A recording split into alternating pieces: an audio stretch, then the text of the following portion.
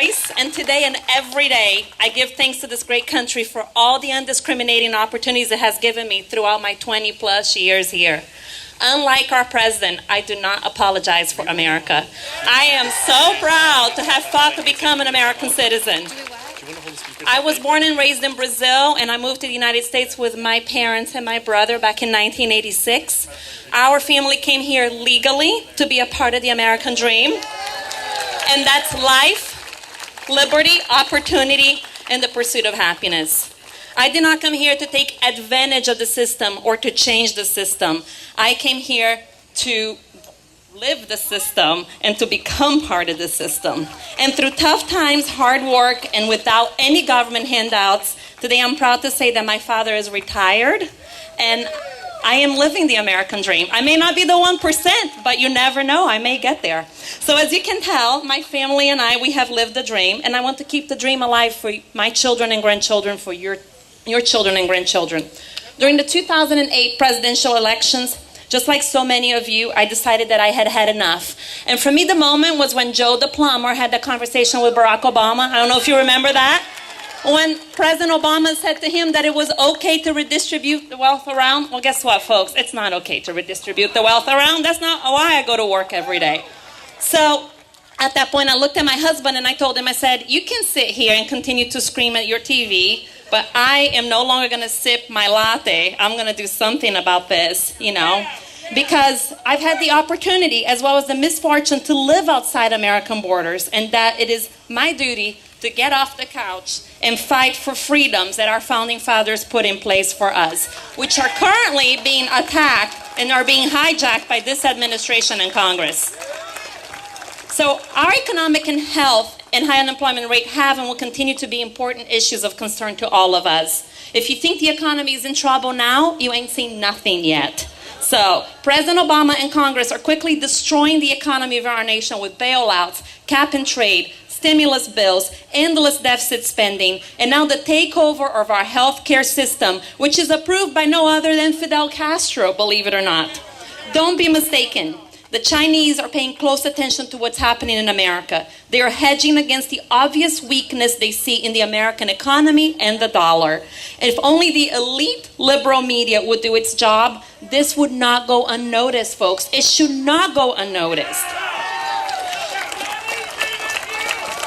But let's put the economy aside for a moment. We need to take a step back and also understand that we're suffering a national moral identity crisis in the United States today, identical to the revolution that my home country suffered. And it came about through a well-planned program that took control of education, media communication, entertainment, and religion over the course of 2 generations.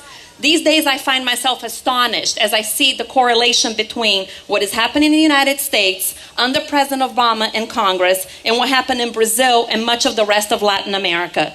So even though many Americans would not know this, because Latin American news barely make it into the news cycle in this country, even though it's in our own backyard. So we are on the same political path. Sorry. Pause. Same political path that progressives in Latin America have used to democratically elect presidents such as Chavez in Venezuela, Dilma and Lula in Brazil, Cristina Kirchner and her husband in Argentina, and the list is endless. Throughout Latin America, the whole entire region is taken except for Chile and Colombia.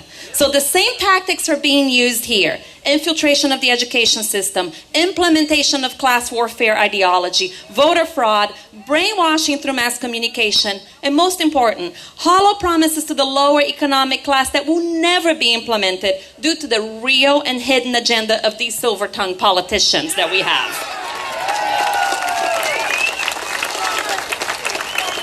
So although this ideology has already infiltrated us so deeply, it is important to remind ourselves as Americans that we are unique in what we have inherited and we must protect and restore.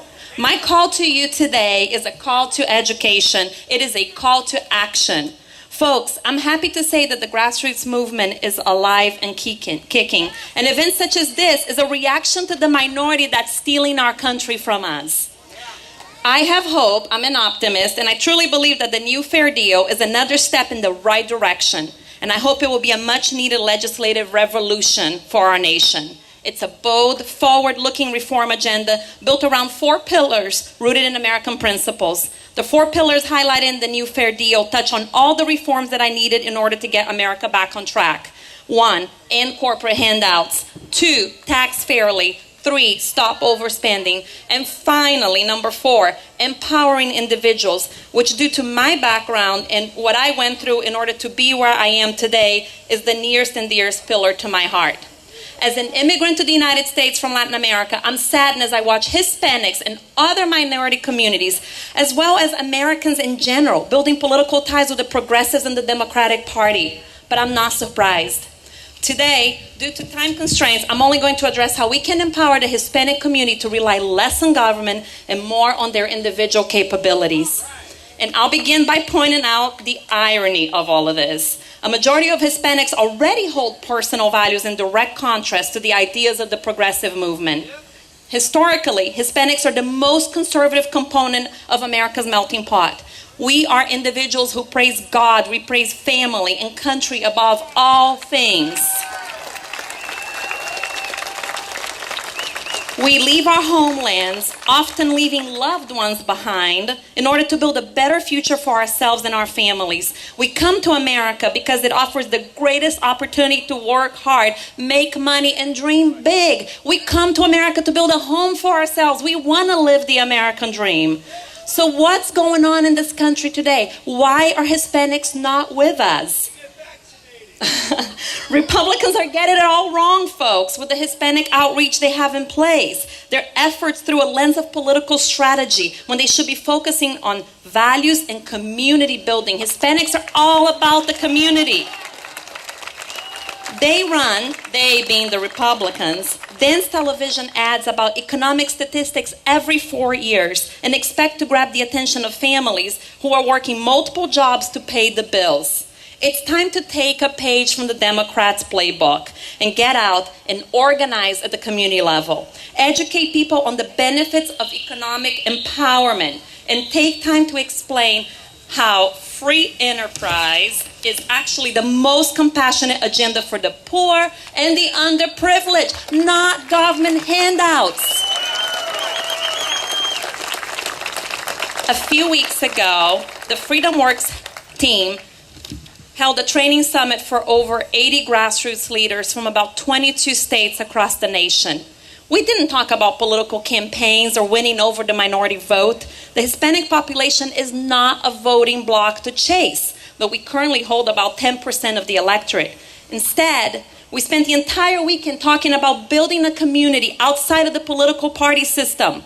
We aim to educate and build relationships with people who share our values of individual freedom and economic opportunity, not to pander to people during election years. And guess what? That's not what the Democrats are doing. I live in Philadelphia. I got out to vote in Philly. Guess what? The Obama folks were there 365 days a year for the past 5 years. They didn't take a rest. The Republicans just went away. We need to stay engaged all the time, and it's not because of votes. It's because we want people to believe in what we believe in. We want to be able to share our ideas with those who have not had the same chances that we have been blessed with. When I talk to the Hispanic community in my neighborhood, I explain how reckless government policies led to the housing crisis that cost many Latinos their jobs and their homes. I discuss how the president's health care law is estimated to have 7 million Americans without coverage in the near future. That is insane. Why are we not talking about this? Why are people not well versed on this subject? I talk about energy regulations and the damage that it's going to do. Are we even going to be able to afford groceries down the road? Are we going to be able to afford to heat our homes?